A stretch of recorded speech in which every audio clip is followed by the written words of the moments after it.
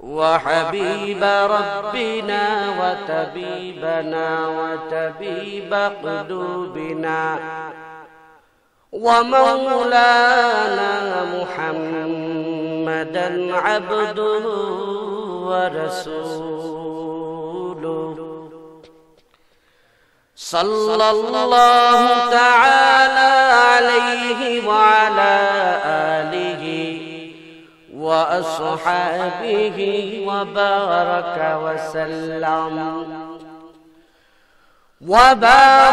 وسلم تسليما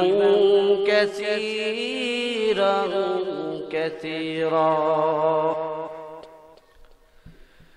الذي يرسله الله تعالى بالحق بشيرا ونذيرا وداعيا إلى الله بإذنه وسراجا منيرا أما بعد فأعوذ بالله من الشيطان الرجيم بسم الله الرحمن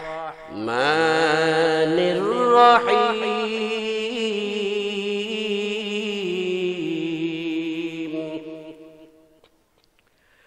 يا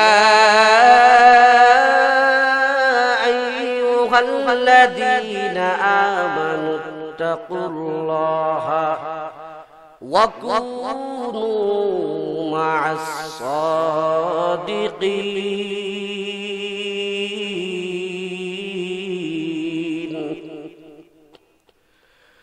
وقال النبي صلى الله عليه وسلم كن عالما أو متعلما أو مستمعا أو محبا ولا تكن خامسا فتهلك أو كما قال النبي عليه الصلاة والسلام صدق الله مولانا العظيم وصدق رسوله النبي الكريم ونحن على ذلك لمن الشاهدين والشاكرين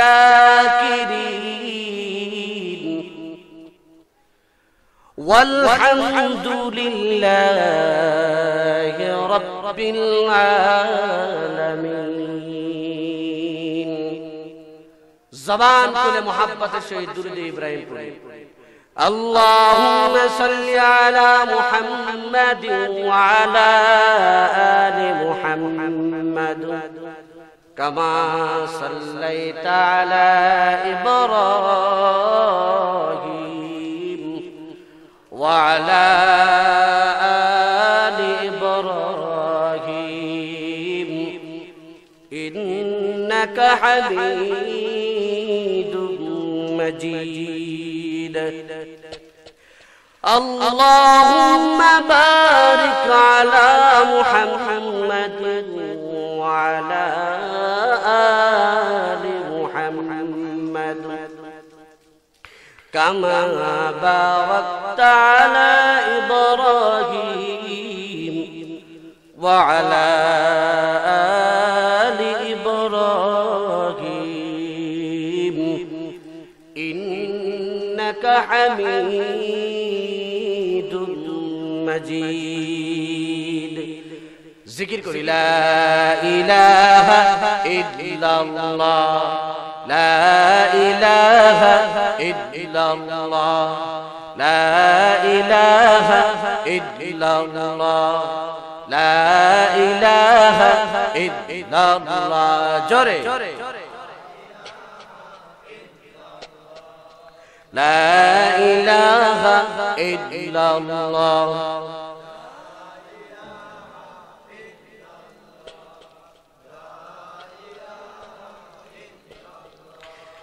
লা ইলাহা ইল্লাল্লাহ মুহাম্মাদুর রাসূলুল্লাহ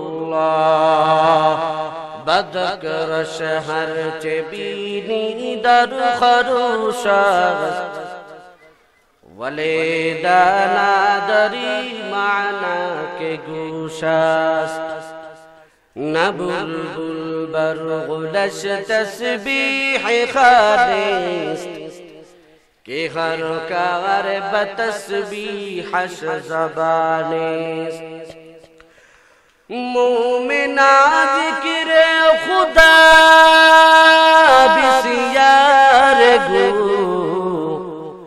یاد او کن یاد او کن یاد او لا الہ الا اللہ لا إله إلا الله لا إله إلا الله لا إله إلا الله لا إله إلا الله لا إله إلا الله لا إله إلا الله لا إله إلا الله جوري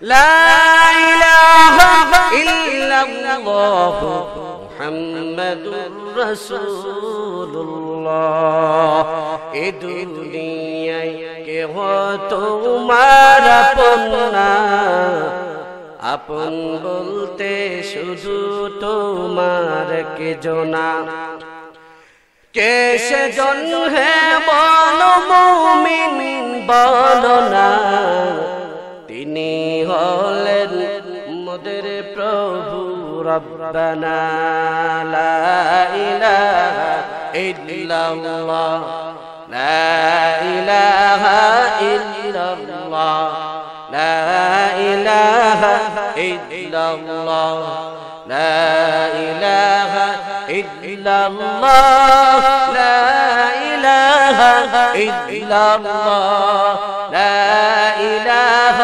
إلا الله لا إله إلا الله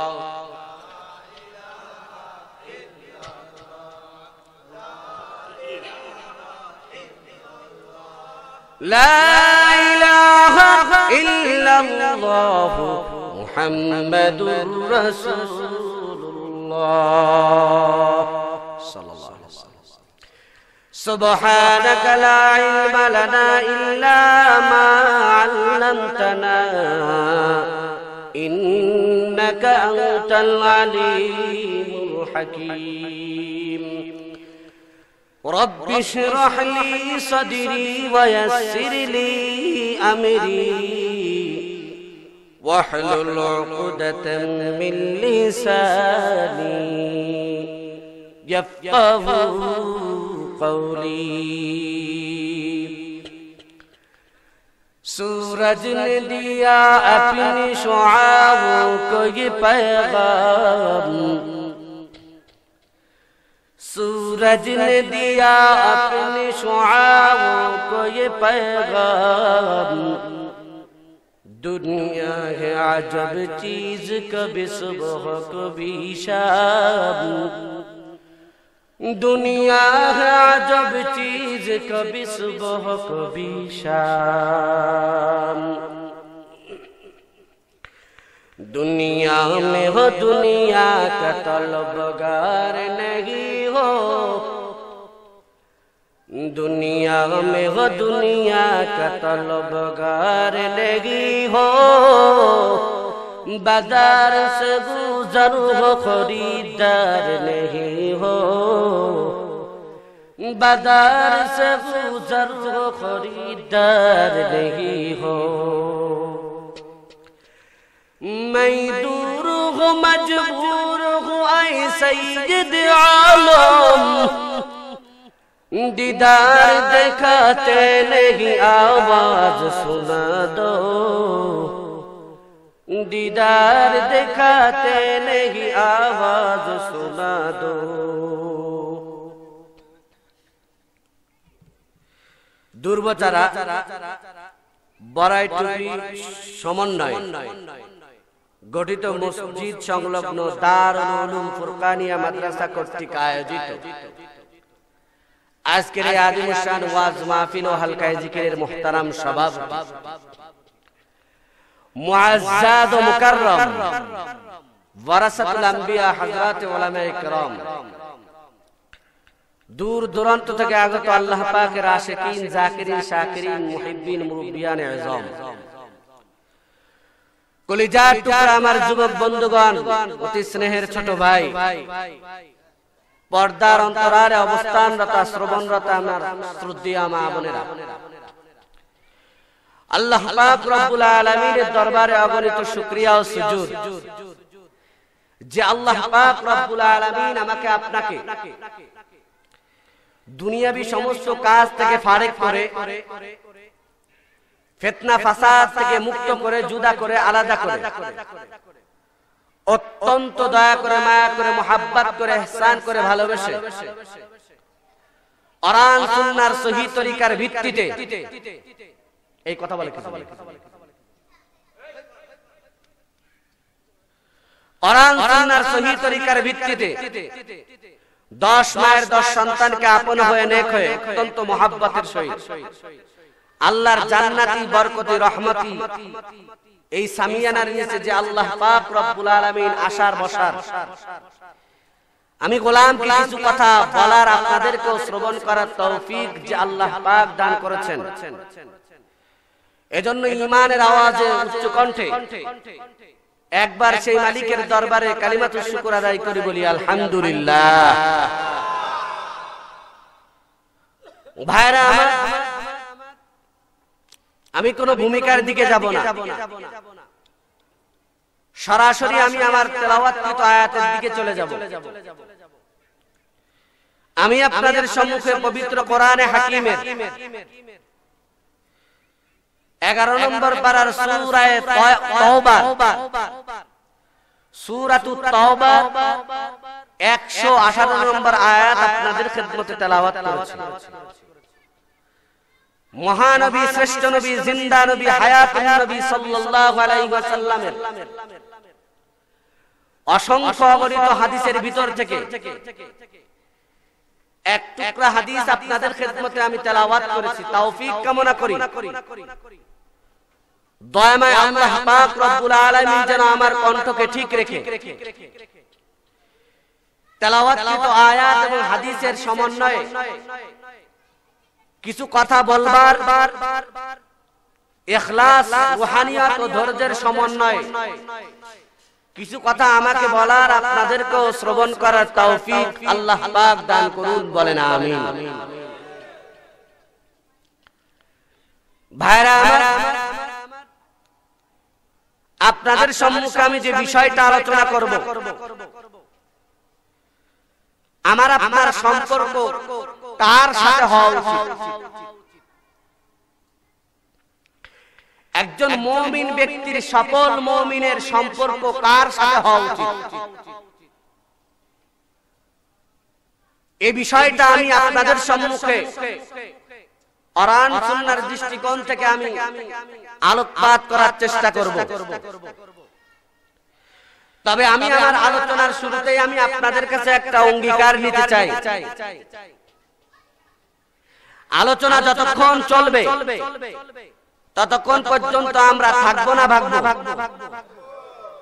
আলোচনা যতক্ষণ চলবে তার আগেই আমরা থাকবো না ভাগবো।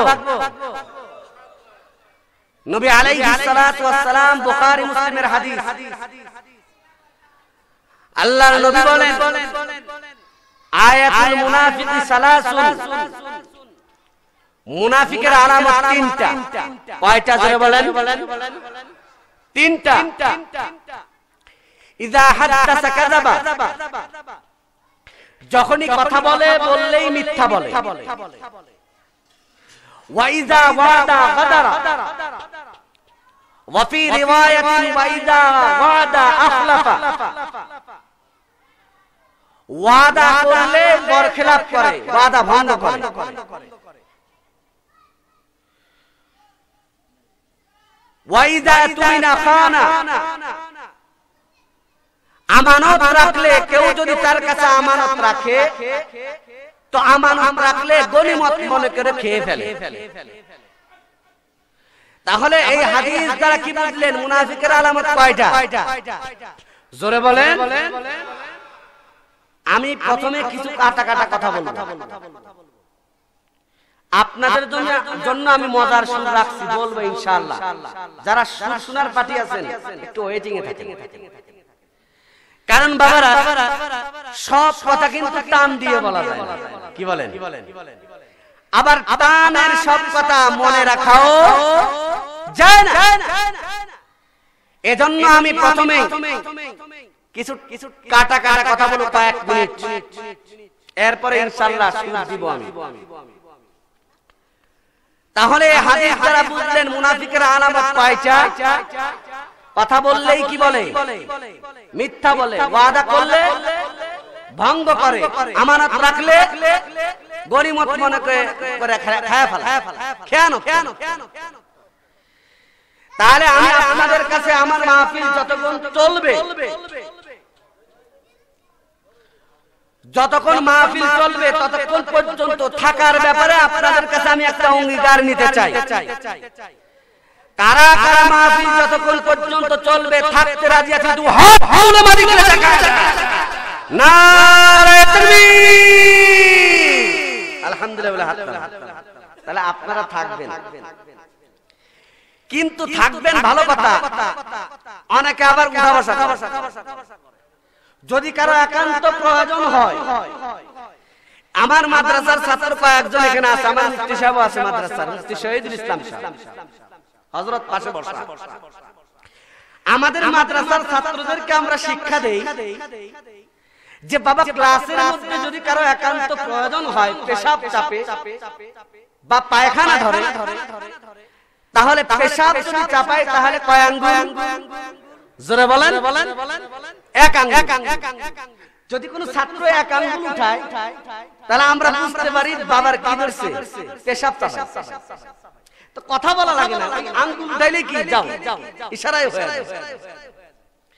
তাহলে পেশাব চাপলে কয় আঙ্গুল? যদি কোন ছাত্র পায়খানার প্রয়োজন হয় তাহলে আমরা বলি বাবা তুমি 2 আঙ্গুল দেখাবা। কয় আঙ্গুল? তাহলে এক আঙ্গুল দ্বারা হলো পেশাব, আর 2 আঙ্গুল দ্বারা কি বোঝায়? পায়খানা। 2 নাম্বার বলে। তাহলে আপনারা যেহেতু কোরআন হাদিসের বাগান, এই মজলিস কোরআনের বাগান, এই মাহফিলটাও ভ্রাম্যমান মাদ্রাসা। কি বলেন? এই মাদ্রাসাটা এটাও ভ্রাম্যমান মাদ্রাসা। কারণ আমার আপনারা অনেকের দাঁত পড়ে গেছে, অনেকের 40 বছর, 50 বছর, 60 বছর বয়স হয়েছে। এখন দ্বীনি মাসালা মাসাইল জানার দরকার আছে না নাই? এই দ্বীনি মাসলা মাসাইল শেখার জন্য তো একজনের কাছে যেতে হয়। তো যাওয়ার জন্য তো সময়ের প্রয়োজন, সময় তো সব সময় হয় না। কি বলেন? এই জন্য এই মাদ্রাসা, এই যে ভ্রাম্যমান মাদ্রাসা হলো এই মাহফিল ভ্রাম্যমান মাদ্রাসা। তাহলে কিছু সময়ের জন্য আমরা ছাত্র হতে রাজি আছি ইনশাআল্লাহ। কারা কারা রাজি আছি? তো হাত তুলে আল্লাহ দেখা দেয়। নারে তাকবীর, আলহামদুলিল্লাহ। তাহলে এই মজলিসের আদব রক্ষার জন্য যদি আপনাদের কারো একান্ত ভাবে প্রয়োজন হয় পেশাব চাপে, তাহলে কয় আঙ্গুল দেখাবেন? পারবেন না ইনশাআল্লাহ? এক আঙ্গুল দেখাবেন, আমি ইশারা দিয়ে যাব, চলে যাবেন, কোনো বাধা নেই। আর যদি কারো 2 নাম্বার চাপায়, পায়খানা চাপায়, তাহলে কয় আঙ্গুল দেখাবেন? কিন্তু তাই বলে আবার 3 আঙ্গুল দেখায়েন না। এক মাহফিলে এক বলদ, কারণ বলদ মার্কা সব জায়গায় বলদ কিছু থাকে। তে বয়ান করার পর হঠাৎ করে একজন 3 আঙ্গুল দেখায়। কয় আঙ্গুল? 3 আঙ্গুল। আমি বললাম তুমি 3 আঙ্গুল কেন দেখাইলা? কয় হুজুর, 1 নাম্বার হলো পেশাব করব, আর 2 নাম্বার হলো পায়খানা করব, আর 3 নাম্বার হলো বোঝেন নাই? কি করব হুজুর, ওই 3 নাম্বারটা টান না দিলে আমার 2 নাম্বার ক্লিয়ারই হয়। আছে না নাই? জোরে বলো। এরকম এক পৃথিবীর লোকজন আছে, পায়খানা কি মসজিদের পায়খানা কি পাবলিক পায়খানা টয়লেট কোনটা যাব, যেখানে যাই সেখানে বিড়ির পাছা। কথা কয় না, বিড়ির পাছা আছে না নাই? তো বিড়ির পাছাতে দেখা যায় এগুলো ফেরেশতা এসে খাইছে না? কেডা? আমার আপনার মতো মুসল্লিরা।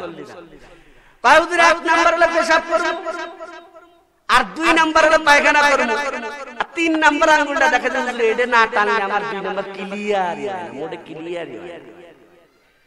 হায় হায়, তাহলে আদব রক্ষা করবেন ইনশাআল্লাহ। রাজি আছেন ইনশাআল্লাহ? ভাইরা আল্লাহ পাক রব্বুল আলামিন কোরআনে হাকিমে 11 নম্বর পারার সূরাতুত তাওবা 118 নম্বর আয়াতের ভিতরে আল্লাহ কি বলেন, প্রথমে আমি তরজমা বলি। ইয়া আইয়ুহাল্লাযীনা আমানুত্তাকুল্লাহ,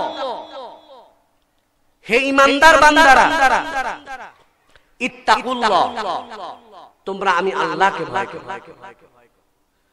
ওয়া কুনু মা'আস সাদিকিন, আর তোমার ভিতরে তাকওয়া ধরে রাখতে হলে আমি আল্লাহর ভয় যদি আনতে হয় তাহলে আল্লাহ ওয়ালা বুজুর্গ উলামায়ে কেরামের সাথে সম্পর্ক লাগায়। নবী আমার বলেন কুন আলিমান, হে উম্মত তোমার 1 নম্বরের দায়িত্ব হলো তুমি আলেম হও। সময় হয় না আও মুতাআল্লিমান, তাহলে তুমি অন্ততপক্ষে আলেমের ছাত্র হও। এই যেখানে বসছেন না, এখন কি আপনারা ছাত্র না? নবী বলেন হে উম্মত 1 নম্বর তোমার দায়িত্ব হলো আলেম হও। যদি তোমার আলেম হওয়ার সম্ভাবনা না হয়, সময় না পাও, তাহলে তুমি আলেমের ছাত্র হও। 3 নম্বরে নবী বলেন আও মুস্তামিয়ান, তোমার আলেমের ছাত্র হওয়ার সময় নাই, বয়স শেষ হয়ে গেছে, টাইম হয় না। নবী বলেন তাহলে অন্ততপক্ষে আলেমের তুমি কথা শ্রবণ করো। 4 নম্বর নবী বলেন হে উম্মত আলেমের কথা তোমার শোনারও সময় হয় না, আও মুহিব্বান, তাহলে অন্ততপক্ষে আলেমকে মহব্বত করো। সুবহানাল্লাহ। এটা হলো তরজমা। এবার আসুন বিস্তারিত আলোচনা যায়। আল্লাহ পাক রব্বুল আলামিন বলেন ইয়া আইয়ুহাল্লাযীনা আমানু, আমি মূলত আমল বিষয়ে বলবো। ঈমান আমল তার সাথে আমার আপনার সম্পর্ক রাখা উচিত। রাখলে কি হবে? ভাইরা আমল একটা আরবি শব্দ। আমল শব্দের অর্থ হলো কাজ। এর একটা আরেকটি শব্দ আরবিতে ব্যবহার হয় ফেলুন। এই ফেল শব্দের অর্থ কাজ। তাহলে আমালুন শব্দের অর্থ কাজ, ফেল শব্দের অর্থ কি? কাজ। 2 কাজের কি ব্যবধান? কোরআন শরীফের ভিতরে আল্লাহ পাক রব্বুল আলামিন আমল শব্দ ব্যবহার করেছেন, আবার ফেল শব্দ ব্যবহার করেছেন। আমল মানেও কাজ, ফেল মানেও হলো কাজ। তাহলে 2 কাজের মধ্যে কি ব্যবধান জানার দরকার আছে না? জোরে বলেন। ভাইরা আমালুন শব্দের অর্থ হলো কাজ, ফেলুন শব্দের অর্থ হলো কাজ। তাহলে 2 কাজের কি ব্যবধান? মুফাসসিরিনে কেরাম বলেন আমল এমন একটা শব্দ, এমন একটা জিনিস, আমল কাজটা করার সঙ্গে সঙ্গেই তার ক্রিয়া কিন্তু শেষ হয়ে যায় না। আমল কাজটা করার পরে তার ক্রিয়া বাকি থাকে। আর ফেল এমন একটা জিনিস, এমন একটা কাজকে বলা হয় যেই কাজটা করলেই শেষ আর ক্রিয়া বাকি থাকে। তাহলে 1 নম্বর ব্যবধান আমল বলা হয় যে কাজটা করার পরে ক্রিয়া শেষ হয়ে যায় না, বরং ক্রিয়া বাকি থাকে। আর ফেল এমন এক কাজকে বলা হয় যে কাজটা করার পরে তার ক্রিয়া শেষ। যেমন আমি পানি খাইলাম, এটার আর কোনো ক্রিয়া আছে নাকি? শেষ, খাওয়া শেষ। আমি হেঁটে চলে গেলাম, শেষ, এর কোনো আর ক্রিয়া বাকি নেই। ঘুমায় পড়লাম, শেষ, এটার আর ক্রিয়া বাকি নেই। আরেকটা ব্যাখ্যা হলো আমল বলা হয় এমন কাজ, বান্দা আমল নামক কাজটা করার পরে ক্রিয়া এমন বাকি থাকে। মুফাসসিরিনে কিরাম দ্বিতীয় নম্বর পার্থক্য বয়ান করেছেন। আমল বলা হয় পরজগতের আখিরাতের কাজকে বলা হয় আমল বলা হয়, আর দুনিয়াবি কাজকে ফেল বলা হয়। সুবহানাল্লাহ বলবেন না? কি বুঝলেন? আমল বলা হয় আখিরাতের কাজকে আমল বলা হয়, আর দুনিয়াবি কাজকে কি বলা হয়? ফেল। একটু বোঝেন ভাইরা, আমল এমন এক কাজকে বলা হয় যেই কাজটা করার পরে শেষ হয়ে যায় না ক্রিয়া, বরং বহমান কাল পর্যন্ত আমল নামের ক্রিয়াটা বাকি থাকে। আমলের নামের কাজটার ক্রিয়াটা বাকি থাকে। কেমন একটু শোনেন।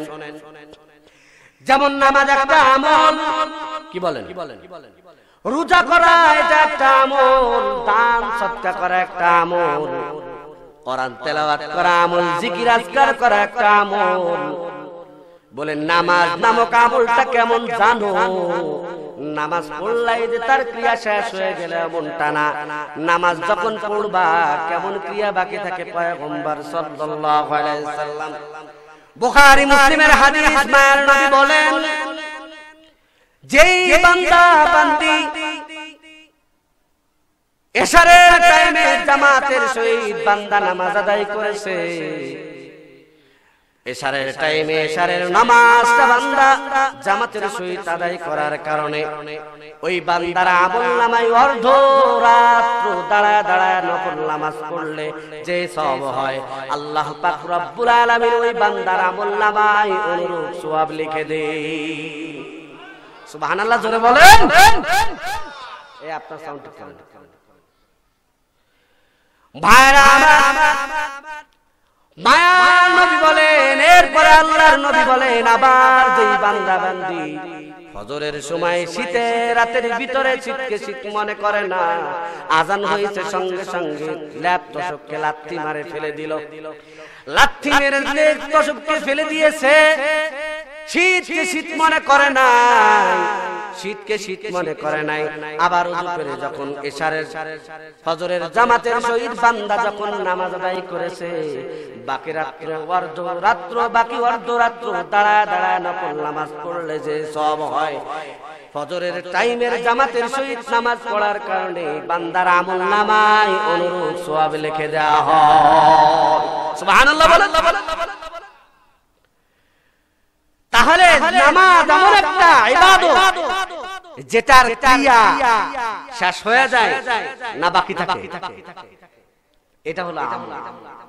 যেটা করলে শেষ হয়ে যায় না, তার ক্রিয়াটা কি থাকে? বাকি। ভাইরা আমার, আরেকটু বুঝেন, দান সদকা করা এটা আমল না বেআমল? জোরে বলেন কেমন আমল? পয়গম্বর সাল্লাল্লাহু আলাইহি ওয়াসাল্লাম বলেন, বান্দা তুমি যদি আমার রাস্তায় সামান্য পরিমাণও যদি একটা ইখলাসের সহিত একটা খেজুরের দানাও যদি আমার রাস্তায় যদি ইখলাসের সহিত আমার সন্তুষ্টির জন্য একটা খেজুরের পরিমাণও যদি তুমি দান করতে পারো, আল্লাহ পাক রব্বুল আলামিনের পয়গম্বর বলেন উহুদ পাহাড় পরিমাণ স্বর্ণ দান করলে যে সওয়াব হয়, ওরে বান্দা তোর আমলনামায় অনুরূপ সওয়াব লিখে দেওয়া হয়। দেখছেন আমল কি জিনিস? আমল জিনিসটা করলেন শেষ হয়ে গেল এমনটা না। আরেকটু ভালো করে বুঝেন,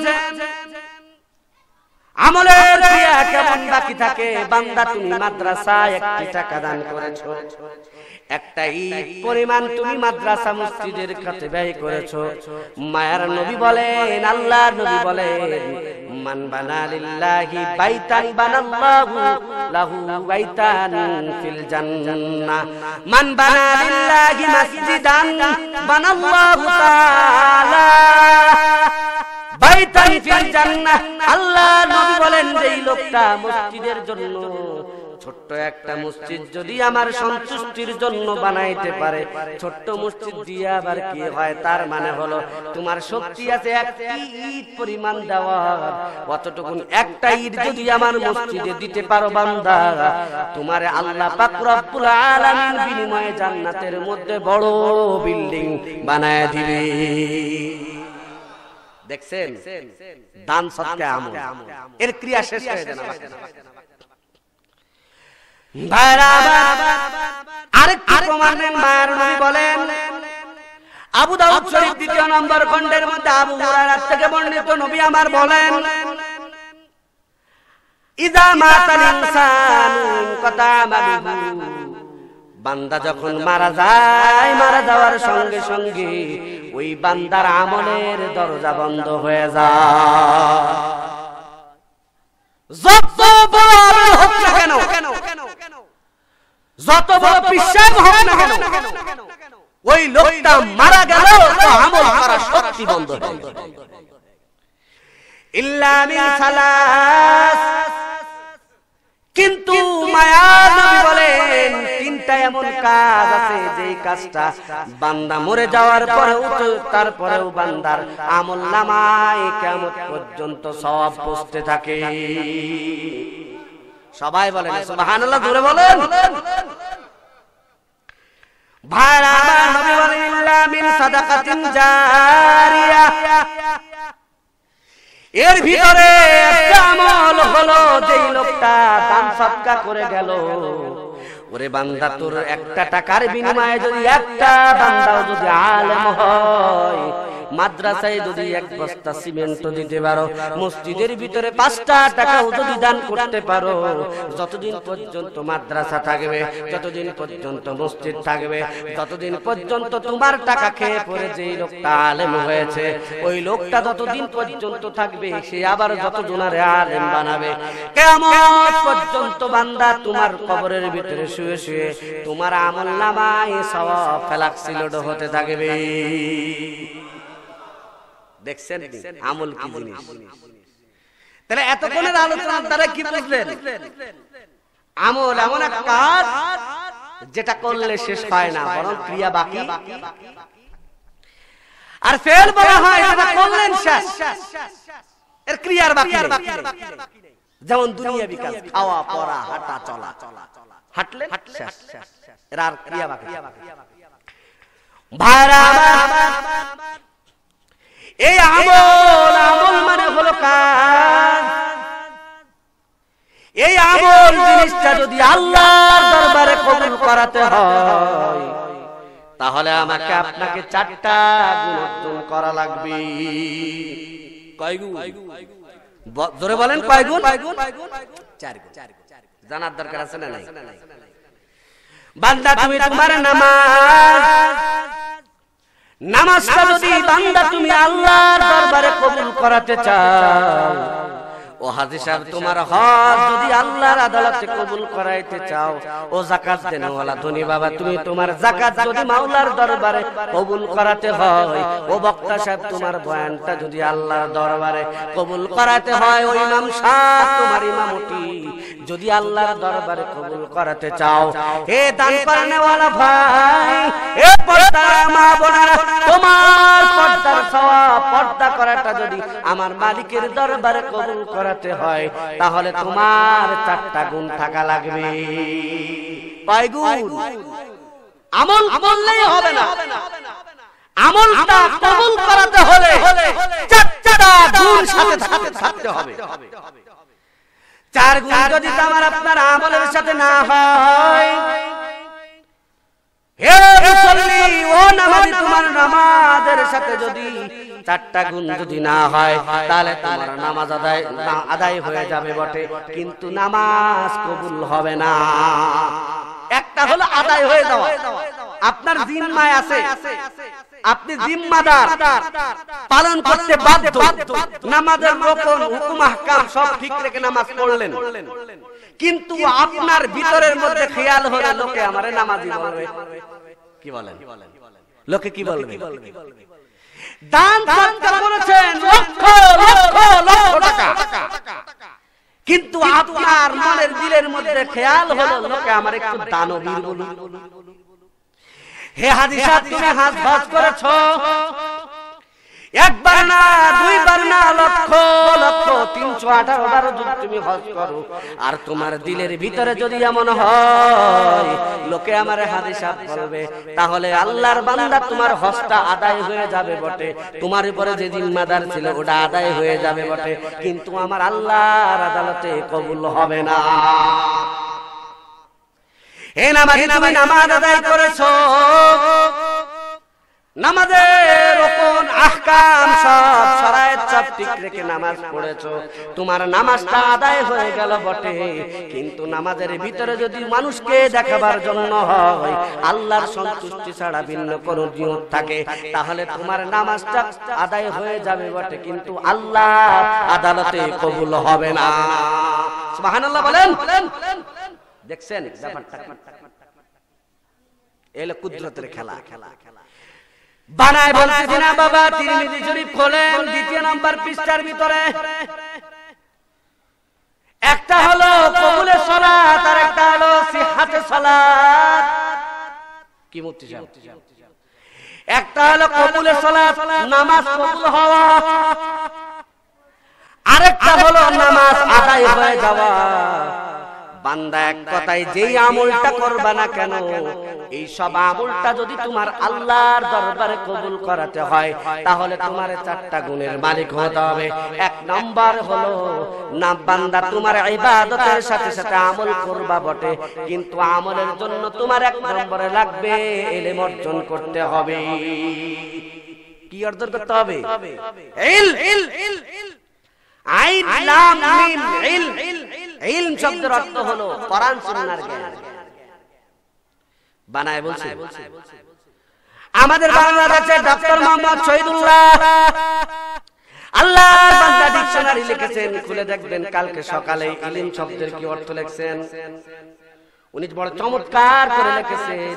ইলম শব্দের শাব্দিক অর্থ যদিও বা জ্ঞানকে বলা হয়, জ্ঞান অর্জন করা, তবে এই কোরআনের ভিতরে যত জায়গায় ইলম বলা হয়েছে হাদিসের ভিতরে, ওই সমস্ত জায়গায় ইলম দ্বারা অর্থ হলো কোরআন হাদিসের জ্ঞান। কিসের জ্ঞান? কোরআন সুন্নাহর জ্ঞান।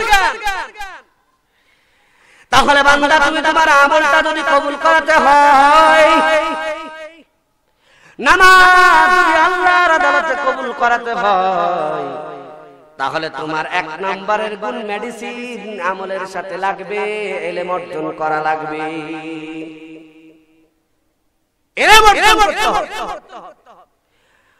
ইহয়া উলুমিদ্দিন এই কিতাবের ভিতরে আল্লামা গাজ্জালী রাহমাতুল্লাহ আলাইহি বলেন, বিশ্ব বিখ্যাত বড় দার্শনিক আল্লামা ইমাম গাজ্জালী রাহমাতুল্লাহ আলাইহি উনি বলেন যে এই ইলম কাকে বলা হয়।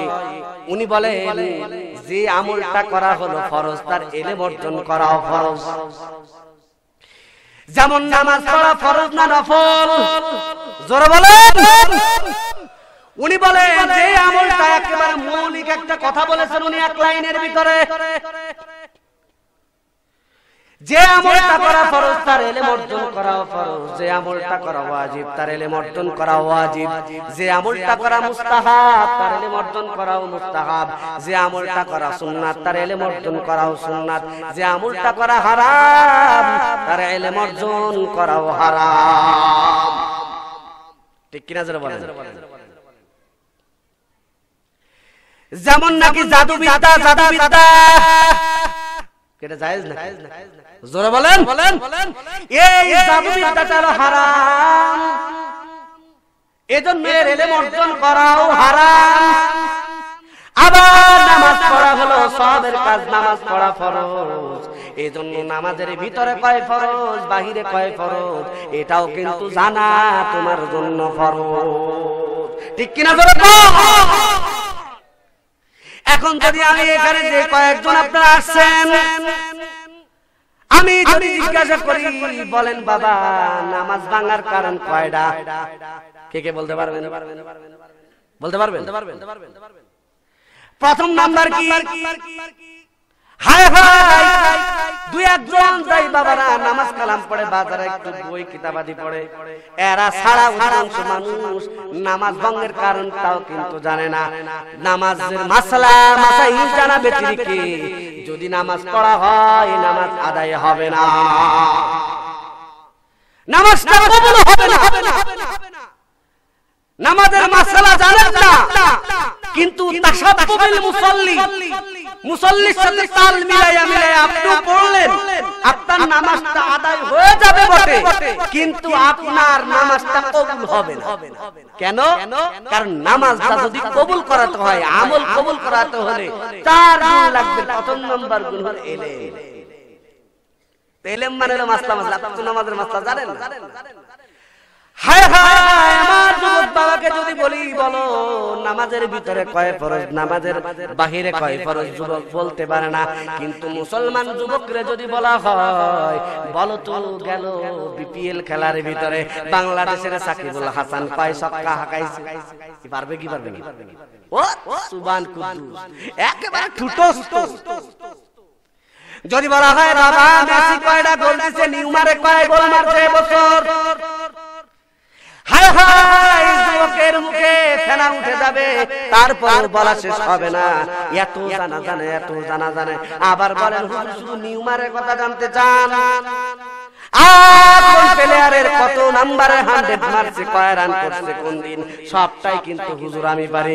কিন্তু আজকে বড় দুঃখ, বড় দুঃখ, মুসলমান যুবক যুবতী, মুসলমানের সন্তান আজকে সূরা ফাতিহা পড়তে জানে না, সূরা ইখলাস পড়তে জানে না, নিউমার কয় গোল দিয়েছে এটা খুব ভালো জানে, কোন দিন 100 কোন প্লেয়ার কয়টা হাঁকাইছে, কয় বলে কয়টা উইকেট ফলাইছে এটা ভালো বলতে পারে।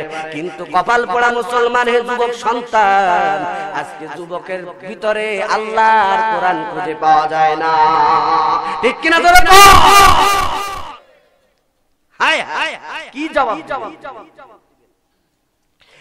ভাইরা আমার, ভাইরা আমার, আল্লাহর দরবারে কবুল করাতে হলে 1 নম্বরের মেডিসিন লাগবে, তার নাম হলো ইলম।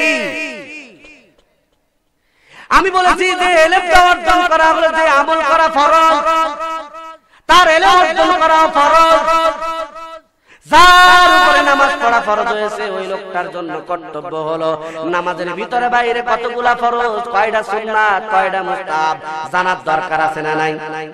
এগুলা ভালো করে জানতে হবে। যদি আপনি নামাজের মাসলা মাসাইল জেনে বুঝে আমল করেন, আলহামদুলিল্লাহ নামাজটাও হয়ে যাবে, আর আমার নাম মাওলার কাছে নামাজ কবুল হয়ে যাবে। সুবহানাল্লাহ বলেন। ভাইরা আমার, দ্বিতীয় নম্বর হলো আপনার আমার আমল যদি কবুল করাতে হয়, দ্বিতীয় নম্বর মেডিসিন লাগবে বিশুদ্ধ নিয়ত। কি নিয়ত? সবাই বলেন না কেন? বিশুদ্ধ নিয়ত। আমি যা কিছু করি না কেন কার জন্য করি? জোরে বলেন। ইন্না সালাতি ওয়া নুসুকি ওয়া মাহইয়ায়া ওয়া মামাতি লিল্লাহি রাব্বিল আলামিন। আল্লাহু আকবার। আল্লাহ পাক রব্বুল আলামিন বলেন, হে নবী তুমি বলে দাও আমার নামাজ, আমার রোজা, আমার হজ, আমার বেঁচে যাওয়া, আমার মরে থাকা, আমার মরে যাওয়া, আমার বেঁচে থাকা, আমার নামাজ, আমার রোজা, আমার জানে ইবাদত, আমার মালে ইবাদত, আমার সব কিছু একমাত্র আমার আল্লাহর জন্য। কার জন্য? এই নিয়ত থাকা লাগবে, এটার নাম বিশুদ্ধ নিয়ত। ভাইরা আমার, খুব কথাগুলো দিল দিয়ে খেয়াল করবেন, কান সুখ করার নাম কিন্তু ওয়াজ মাহফিল না। আমি বলেছি এটা হলো একটা ব্রাহ্মণ মাদ্রাসা, কিছু শিকার জন্য আসবেন, কিছু নিয়ে যাবেন। ভাইরা আমার, পর্দার মা বোনেরা খেয়াল করেন, আল্লাহ পাক রব্বুল আলামিন শিখায় দিতেছেন আমলটা যদি তোমার আল্লাহর দরবারে কবুল করাতে হয় তাহলে 4টা গুণের অধিকারী তোমাকে থাকতে হবে। 4টা গুণ তোমার আমলের সাথে সাথে হবে। 1 নম্বরে ইলম, 2 নম্বরে বিশুদ্ধ নিয়ত, খাঁটি নিয়ত। এজন্য বুখারী শরীফ খুলে দেখেন, একেবারে শুরুতেই খুতবার পরে পরে আল্লাহ নবী থেকে একটা হাদিস ইমাম বুখারী রাহমাতুল্লাহ নিয়েছেন। ক্বালান নবী সাল্লাল্লাহু আলাইহি ওয়াসাল্লাম ইন্নামাল আমালু বিন্নিয়াত, রাহুল বুখারী ওয়া মিশকাত। বুখারী শরীফের শুরুর হাদিস, মিশকাত শরীফের প্রথম হাদিস। দুই হাদিসের ভিতরে মায়া নবী বলেন, উম্মত ইন্নামাল আমালু বিন্নিয়াত, বান্দা তুমি যত রকমের ইবাদত করো না কেন, তোমার টোটাল ইবাদতটা যদি কবুল করাতে হয় তাহলে তোমার নিয়ত বিশুদ্ধ বানায় নাও। তোমার ইবাদতের নিয়ত যেমন হবে তোমার কর্মফল তেমন হবে। নিয়ত যদি ভালো হয় তোমার ফলাফলটাও ভালো হবে, আর নিয়তটা যদি খারাপ হয় ফলাফলের বেলাও খারাপ হবে। ঠিক কিনা জোরে বলে? নিয়ত যেমন, নিয়ত যার ভালো তার ফলাফলও ভালো, নিয়ত যার খারাপ ফলাফল তার খারাপ। ভাইরা আমার, নিয়তের পাওয়ার কি জানেন? নবী আমার বলেন, যে লোকটা নিয়ত বিশুদ্ধ নিয়তে একটা খেজুরের আটিও যদি দানাও যদি আল্লাহর রাস্তায় দান করে, আল্লাহ পাক রব্বুল আলামিন তার নিয়তটা খাঁটি হওয়ার কারণে উহুদ পাহাড় পরিমাণ স্বর্ণ আল্লাহর রাস্তায় দান করলে যে সওয়াব হয় আল্লাহ ওই সওয়াব তার আমলনামায় লিখে দেন। সবাই বলেন না সুবহানাল্লাহ, একটু জোরে বলেন। ভাইরা আমার, কি পাওয়ার, কি পাওয়ার! নিয়তের কিতাব একটু খেয়াল করেন। আল্লাহর পয়গম্বর আদম আলাইহিস সালাতু ওয়াস সালাম দুনিয়ার ভিতরে আসেন। এই ঘটনাটা বয়ান করেছেন আল্লামা কামালউদ্দিন দামিরি রাহমাতুল্লাহ আলাইহি। কিতাব খুলে দেখেন, হায়াতুল হাইওয়ান, হায়াতুল হাইওয়ান, প্রাণী জগৎ নিয়ে আলোচনা, বিশাল একটা কিতাব। ওই কিতাবের ভিতরে আল্লামা কামালউদ্দিন দামিরি রাহমাতুল্লাহ আলাইহি ঘটনা চমৎকার বয়ান করেছেন। পয়গম্বর আদম আলাইহিস সালাতু ওয়াস সালাম দুনিয়ার জমিনে আসেন, আর এই সংবাদ পেয়েছে জংলার হরিণ। কে পাইছে? জংলার হরিণের দল খবর পাওয়ার পর চলে গেছে, চলে গেছে। কই পাওয়া যায় পয়গম্বর আদম? কোথায় সেই মায়ার নবী পয়গম্বর আদম আলাইহিস সালাতু ওয়াস সালামকে কোথায় পাওয়া যায়? খোঁজ পাওয়ার পরে পয়গম্বর আদম আলাইহিস সালাতু ওয়াস সালামকে দেখার জন্য আদম আলাইহিস সালাতু ওয়াস সালামের কাছে যায় হাজির এই হরিণের দলগুলা। হাজির হওয়ার পরে পয়গম্বর আদম বললেন, তিনি বললেন, বলো কেন এসেছো তোমরা? জংলার হরিণগুলা জবাব দিয়ে, ওগো পয়গম্বর, হরিণগুলা জবাব দিয়ে বলে, ওগো আল্লাহর নবী পয়গম্বর আদম, আমরা আসছি অন্য কোনো কারণে নয়, একটাই কারণ, আপনার মায়ার চেহারা দেখার জন্য। এক দুইজনা সুবহানাল্লাহ, হায় রে কপাল পোড়া দল, সুবহানাল্লাহ বলে বলে।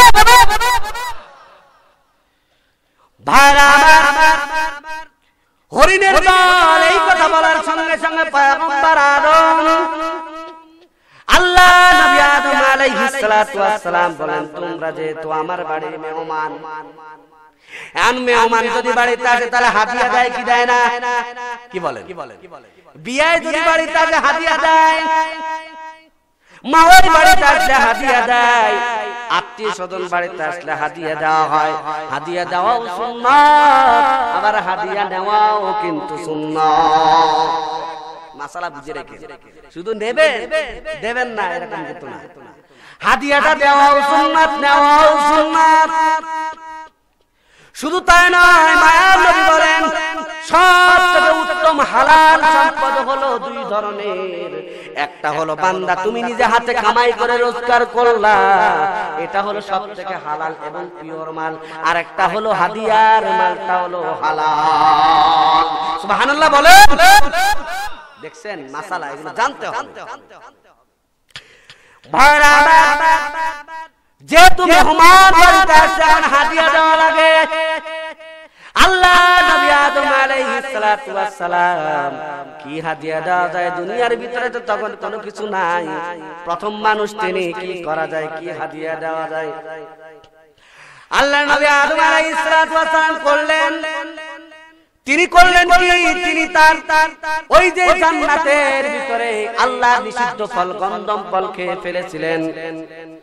গন্ধম ফল ভক্ষণ করার কারণে গায়ের ভিতরে যে বেশভূষা জান্নাতের পোশাক ছিল সব পোশাকগুলো অটোমেটিক খুলে পড়ে গেল।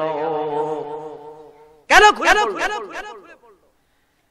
কোন কোন মুফাসসিরিন ইকরাম বলেন ওই গন্ধম ফল ভক্ষণ করার কারণে পয়গম্বর আদম, নবী আদম আলাইহিস সালাতু ওয়াস সালাম এবং হাওয়া আলাইহিস সালাতু ওয়াস সালাম দুইজনের নিম্ন চাপ শুরু হয়ে গেছে। কি চাপ? বুঝেন নাই? নিম্ন চাপ মানে পায়খানা চাপাইছে। এখন আল্লাহ কয় পায়খানা করবি, জান্নাত তো হলো পবিত্র জায়গা। কি বলেন? জান্নাত পবিত্র জায়গা, এখানে পায়খানা করার জায়গা না। পায়খানা যদি করতে হয় যাও দুনিয়ার জমিনে চলে যাও।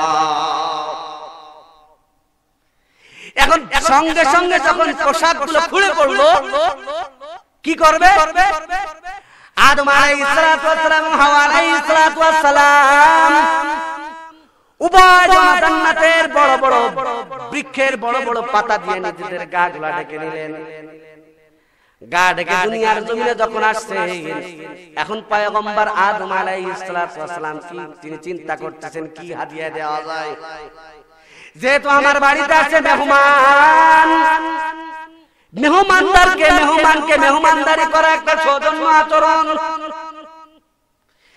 আল্লাহ নবী আদম আলাইহিস সালাতু ওয়াস সালাম নিজের গায়ের যে পাতা জড়ানো ছিল ওই জান্নাতের পাতার থেকে ছিঁড়ে ছিঁড়ে এক একটা অংশ প্রত্যেকটা হরিণের মুখের ভিতরে ধরায় দিয়েছে। একজনে কয় ঠিক বলার জায়গা। সুবহানাল্লাহ বলবেন না? বুঝেন বুঝেও না, এত মাহফিল শুনে খালি কান সুখ করার জন্য আসে। যে কোন জায়গায় সুবহানাল্লাহ বলতে হয়, কোন জায়গায় আলহামদুলিল্লাহ বলতে হয় এটাও জানে না। আল্লাহ আমাদের সঠিক বুঝ দান করুন, বলেন আমিন। আল্লাহ ভুলটা মাফ করে দেন, বান্দার ভুলটা কি করেন? মাফ করেন। ভাইরা আল্লাহ নবী আদম আলাইহিস সালাতু ওয়াস সালাম যখন মুখের ভিতরে প্রত্যেকটা হরিণের মুখে এক পাতার অংশ ধরিয়ে দিলেন, হরিণগুলা খুশির ঠেলায় সবাই আপন আপন নিড়ে ফিরে আসলো। আপন নিড়ে যখন ফিরে আসার পর অন্য অন্য হরিণা লক্ষ্য করে গোটা জঙ্গলটা সুঘ্রাণে ভরে গিয়েছে। এই অবস্থা হওয়ার পরে হঠাৎ করে অন্যান্য হরিণা বলে ব্যাপারটা কি? কোনদিন এই জঙ্গলের ভিতরে কোনদিন সুঘ্রাণ পাওয়া যায় না। কি এমন জিনিস তোমাদের ভিতর থেকে খাইলা? কি এমন জিনিস তোমরা ভক্ষণ করেছো যার কারণে তোমাদের ভিতর থেকে কেন মিষ্কাম্বরের গন্ধ পাওয়া যায়? বলো। এই কথা বলার পরে তখন হরিণের দল অন্যান্য হরিণদের বলে, শোনো, আল্লাহ নবী আদম আলাইহিস সালাতু ওয়াস সালাম জমিনের ভিতরে চলে আসছে। এই সংবাদটা পাওয়ার পরে আমরা আর দেরি করে নাই, আমরা মায়ার নবীর পায়ার চেহারা দেখার জন্য চলে গিয়েছিলাম। চলে যাওয়ার পর আল্লাহর নবী আদম আলাইহিস সালাতু ওয়াস সালাম ফিরে আসার সময় আল্লাহর নবী আমাদের প্রত্যেকের মুখের ভিতরে পাতার অংশ জান্নাতের পাতা ধরায় দিয়েছেন। এই পাতার একটাই কারণ, এই যে সুঘ্রাণ, এটা হলো আল্লাহর জান্নাতের পাতার সুঘ্রাণ। সুবহানাল্লাহ।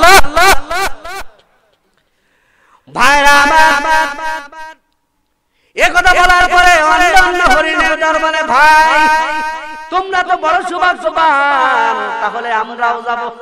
আমরাও কি? তোমরা মজার কথা বর্তন করে সুঘ্রাণ পেয়েছো, তাহলে আমরা কি পাও? তুমি যে হরিণের জাতি, তোমরা আমরাও তো সেই একই হরিণের জাতি, আমরাও যাব পয়গম্বর আদমকে দেখার জন্য।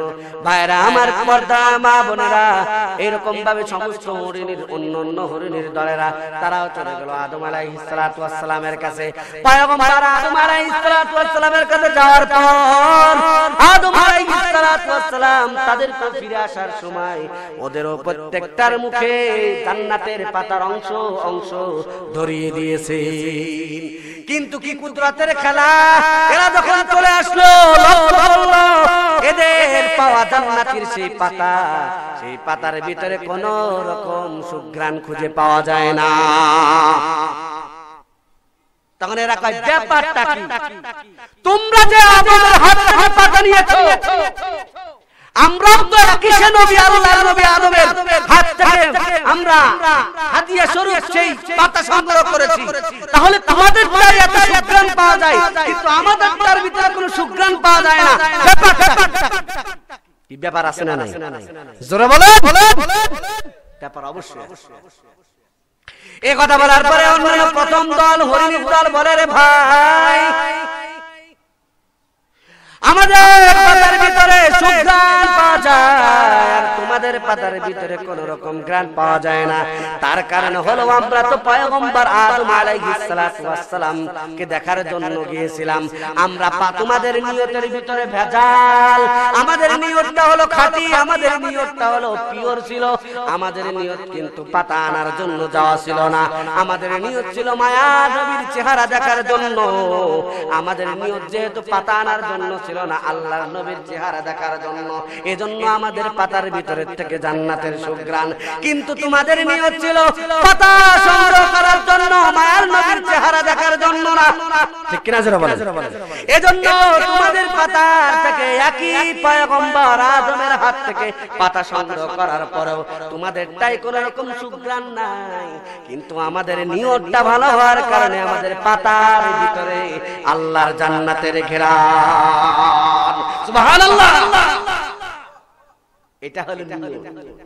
এই নিয়তের দাম, বিশুদ্ধ নিয়তের কত পাওয়া, এই কথাটা বোঝার জন্য কিসসাটা বললাম।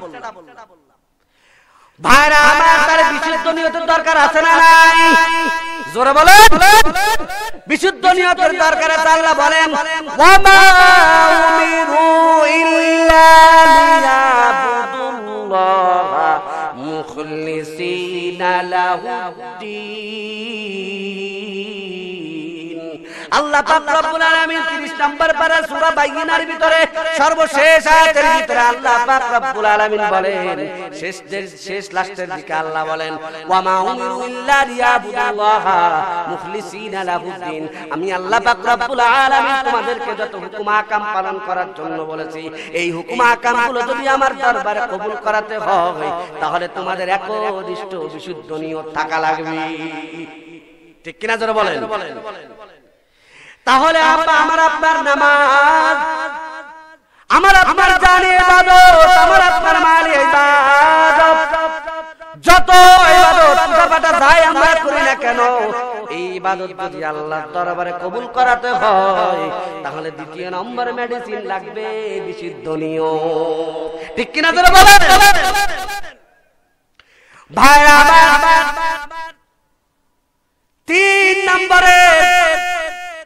3 নাম্বার আমলের সাথে 3 নম্বরে মেডিসিন লাগবে ইখলাস। কি ইখলাস? ইখলাস মোল্লা আবার কারে কয়? ইখলাস বলা হয় শুধুমাত্র আল্লাহর জন্য একনিষ্ঠভাবে। কার জন্য? একমাত্র আল্লাহর। আল্লাহর যত ইবাদত করব সব একমাত্র আমার আল্লাহর জন্য করব, একমাত্র আমার আল্লাহর ভয়ে করব। আল ইখলাস মানাল ইখলাস ফি তাআ। ইখলাসের অর্থ যখন ইবাদতের ক্ষেত্রে ব্যবহার হয়, ডিকশনারি খুলে দেখেন, হাদিসের গ্রন্থগুলো খুলে দেখেন, ইখলাসের অর্থ কি? ইখলাসের দুই অর্থ, একটা হলো তাকওয়া আর একটা হলো ইহসান।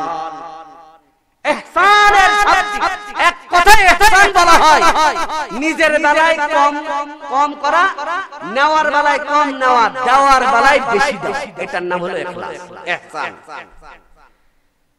নেওয়ার বেলায় কম নেওয়া আর আরেকজনের দেওয়ার বেলায় বেশি দেওয়া, এটার নাম হলো কি ইহসান। তাহলে ইখলাসের কি অর্থ? একটা অর্থ হলো ইহসান, আরেকটা অর্থ হলো তাকওয়া। ইখলাস শব্দটা যখন ইবাদতের ক্ষেত্রে প্রয়োগ হয়, ব্যবহার হয়, তখন ইখলাসের অর্থ হলো আল্লাহর ভয়। জোরে বলেন কার ভয়? আর কেদার খাউফে হাকদার দিল মাদারম জান্নাতুল মাওয়া দেখাতুরা মাকাম ওয়াম্মা মান খাফা মাকাম রাব্বিহি জান্নাতান। আল্লাহ পাক রব্বুল আলামিন 30 নম্বর পারা সূরা আম্মা তাসালুন, সূরা নাবার ভিতরে আল্লাহ পাক রব্বুল আলামিন বলেন, যে লোকটা আমি মাওলার ভয়ে কান্নাকাটি করে, আমি আল্লাহকে ভয় করে, যে লোকটার কলিজার ভিতরে আমি আল্লাহর ভয়, ওই লোকটার জন্য আমি আল্লাহ 2 জান্নাতের বাজেট করে রাখলাম। জোরে কোন সুবহানাল্লাহ। ভাইরা আমার, তাহলে 1 নম্বরের হলো ইলম অর্জন করা লাগবে। এখন ইলম অর্জন করার জন্য মাদ্রাসার দরকার আছে না নাই? জোরে বলেন। ইলমে দাজাজ করদান বেহিসাব কেরাদাদান জওয়াবে বাসাওয়াব হক নাদারত দোস্ত খলকা জাররা মিস্তে ই খসলত কে দিনদাররা রাদিনা কিসমতাল জব্বার ফিনা لنا علم وللأعداء مال فإن المال يفنى عن قريب وإن المال يبقى لا يزال। হযরত আলী বলেন, আল্লাহর শুকর, আল্লাহ আমাদেরকে ইলম দিয়েছেন, কোরআন হাদিসের জ্ঞান, আর আমাদের যারা দুশমন বেঈমান কাফেরদেরকে আল্লাহ দিয়েছে সম্পদ। ইলম এমন এক সম্পদ, ইলম জীবনে কোনোদিন শেষ হয় না, যত দেয় তত আরো বাড়ে। ঠিক কিনা জোরে বলে? যত চর্চা করে, যত আরেকজনের কাছে পৌঁছায়, তত ইলম আল্লাহ বাড়ায় দেয়। সুবহানাল্লাহ। হযরত আলী বলেন, রাদিনা কিসমাতাল জব্বার ফিনা না ইলমুন ওয়ালিল আদাই মালুন ফাইনাল মাল ইয়াবকা আন করিবিন ওয়া ইন্নাল ইলমা লা ইয়াবকা লা ইয়াজালু। উনি বলেন, ইলম একটা সম্পদ, সম্পদ দুনিয়ার সম্পদ, দুনিয়াবি সম্পদ, মাল ধন দৌলত অবশ্যই অবশ্যই একদিন না একদিন শেষ হয়ে যাবে, কিন্তু ইলম এমন একটা সম্পদ, ইলম বান্দা যত বিতরণ করবে, যত আরেকজনের কাছে পৌঁছাবে, আল্লাহর বান্দার ইলম তত আরো বাড়বে। সুবহানাল্লাহ। এজন্য আমি এলাকার মুসলমান ভাইদেরকে বলবো, কবুল যদি আমল করাতে হয় তাহলে ইলম অর্জন করা লাগবে, এরপরে হলো বিশুদ্ধ নিয়ত অর্জন করা লাগবে, 3 নম্বর হবে ইখলাস অর্জন করা লাগবে। 4 নম্বর গুণ, আমল যদি আল্লাহর দরবারে কবুল করাতে হয় তাহলে আপনাকে আমাকে 4 নম্বর গুণ অর্জন করা লাগবে, ধৈর্যের গুণ। কিসের গুণ? ধৈর্য। বিপদ আসছে, বিপদ আসার পরে আমি আপনি ধৈর্য ধরবো। ইন্নামা ইউওয়াফাস সাবিরুনা আজরাহুম বিগাইরি হিসাব। আল্লাহ বলেন, ধৈর্যশীল যারা ধৈর্যের সহিত ইবাদত করে ওদেরকে আমি বিনা হিসাবে জান্নাত দিয়ে দেব। সুবহানাল্লাহ। يا أيها الذين آمنوا ইত্তাকুল্লাহা ওয়া কুনু মা'আস সাদিকিন।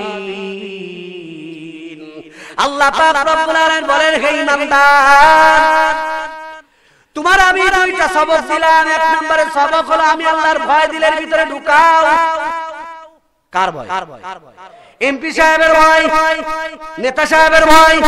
আওয়াজ করে বলে না না, দুনিয়ার কোন মানুষের ভয় না। ভয় যদি করতে হয় তাহলে আমার আল্লাহকে করা লাগবে। ভাইরা, আজকে বড় আফসোস, বড় দুঃখ,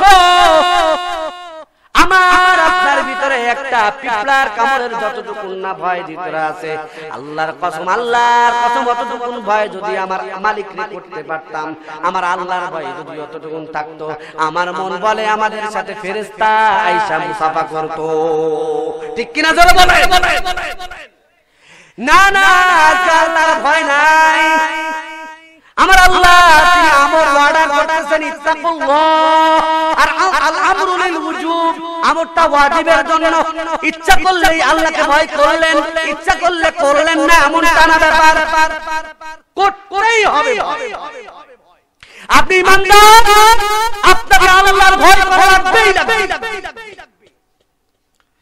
আল্লাহ বলেন, ইয়া আইয়ুহাল্লাযীনা আমানু তাকুল্লাহ। দুইটা সবক দিলাম। এক নম্বর সবক হলো আমি আল্লাহর ভয় তোমার দিলের ভিতরে ঢুকায় নাও। মায়ের নবী বলেন, মান বাকারিল্লাহি হারামাল্লাহু তিলকাল আইনা আলান নার। যেই বান্দা বান্দি আল্লাহর ভয়তে, আল্লাহর ভয়ে চোখে উপরার থেকে যদি মশার পাখনা পরিমাণ যদি একটু বিন্দু জল বের করে দিতে পারে, আমার আল্লাহ পাক রব্বুল আলামিন ওই বান্দা বান্দির জন্য জাহান্নাম চিরতরে হারাম করে দিবে। কিন্তু বড় আফসোস,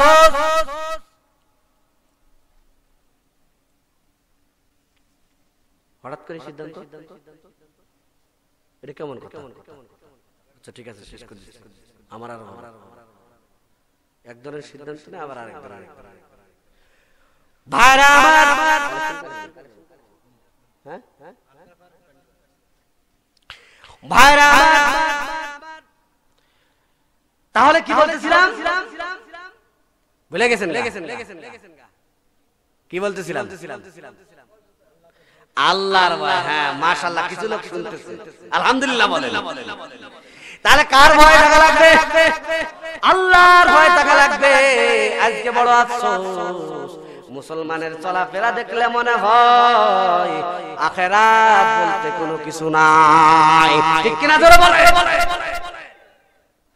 হায় হায়, আল্লাহর ভয় নাই। মুসলমান যুবকের ভিতরে, যুবতীর ভিতরে, মুসলমান মা বোনদের ভিতরে আল্লাহর ভয় নাই। আজকে ঘরের ভিতরে আল্লাহর কোরআন বিদায় হয়েছে, ঘর থেকে বিদায় হয়েছে, নিজের বডির থেকে বিদায় হয়েছে, সমাজের ভিতরে থেকে বিদায় হয়েছে, রাষ্ট্র থেকে, সব জায়গা থেকে আল্লাহর কোরআন একেবারে অচল হয়ে গেছে। জোরে কন্যা আউযুবিল্লাহ। মনে হয় যেন এমন আল্লাহর কোরআনের আওয়াজ মুসলমানের ঘরের ভিতরে নাই। মুসলমানের ঘরের ভিতরে কোরআনের আওয়াজ বাদ দিয়া কোরআনের আওয়াজ তো নাই, বরং মুসলমানের ঘরের ভিতরে স্টার জলসাজি বাংলার আওয়াজ। ঠিক কিনা জোরে বলে? হায় হায়, আবার কোরআন সুন্নাহর ভিতরে তো নাই, শুধু গান, শুধু গান আর গান। মোবাইলের ভিতরে গান, বাহিরে গান, সব জায়গায় গান। যেখানেই যাবেন না কেন সেখানেই কিন্তু গান। আল্লাহর ভয় আমাদের কলব থেকে চিরতরে বিদায় নিয়েছে। আল্লাহর ভয় আমাদের ভিতরে নাই বলে আমাদের দ্বারা অন্যায়, অবিচার, জুলুম, নির্যাতন, অশোভনীয়, অসামাজিক কার্যকলাপ হয়। ঠিক কিনা জোরে বলেন? আমার মুসলমান মা বোনেরা, কলেজের থেকে যখন বাড়িতে যাই, রাস্তার বটতলার ভিতরে একদল যুবক, গুয়ে মাছি মার্কা যুবক। কি মাছি মার্কা? কি মাছি? গুই মাছি। কি জন্য বললাম জানেন? হায় হায়, দেখেন পায়খানা পায়খানা যদি কোথায় থাকে ওখানে কিন্তু কোনো প্রাণী যদি না যায় গিয়ে মাঝে কিন্তু হাজির। ঠিক তেমনি ভাবে অ্যাক্সিডেন্ট যুবক মুসলমানের ঘরের সন্তান, আল্লাহর ভয় নাই, নামাজ নাই, রোজা নাই, এই বান্দা যখন মুসলমানের মেয়েরা যখন রাস্তা দিয়ে হেঁটে যায় তখন শিয়ালের মতো মারে কি মারে না কুক মারে। একটাই জবাব, কিসের কারণ? কিন্তু ওর দিলের মধ্যে যদি থাকতো আমার একদিন মরা লাগবে, এই জমিনে কেউ চিরদিন থাকতে পারে না, আমাকে একদিন বিদায় নেওয়া লাগবে।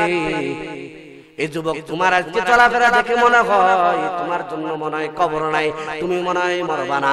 এই যুবক যদি যুবককে যদি বলা হয় যুবক তুমি কেন নামাজ পড়ো না, তুমি কেন কোরআন তেলাওয়াত করো না, এখন কেন উলামায়ে কেরামের সহবতে যাও না, যুবক বলে হুজুর একটু বুড়া হয়ে নি, একটু বুড়া হয়ে নি, এমন ইবাদত করা করব মসজিদের থেকে আর জীবনে বের হবই না।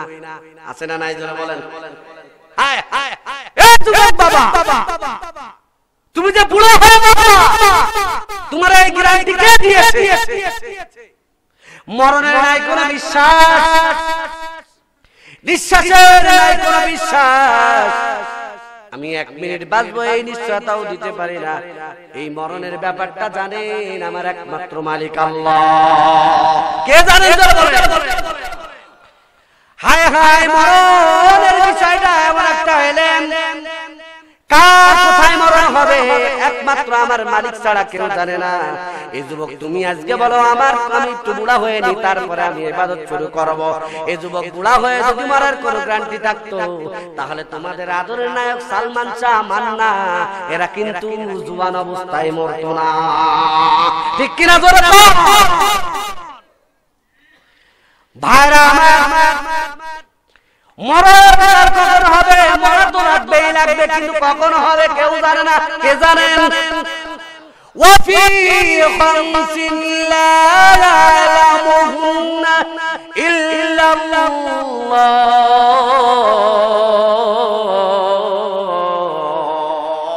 পাঁচটা জিনিসের এলেম, এই পাঁচটা জিনিসের ব্যাপারে আমার মালিক আল্লাহ ছাড়া কেউ বলতে পারে না। এর ভিতরে একটা কি? মউত। ভাইরা আমার, ইমাম মালিক রাহমাতুল্লাহ আলাইহি এই ঘটনা বলেই শেষ করে দেব।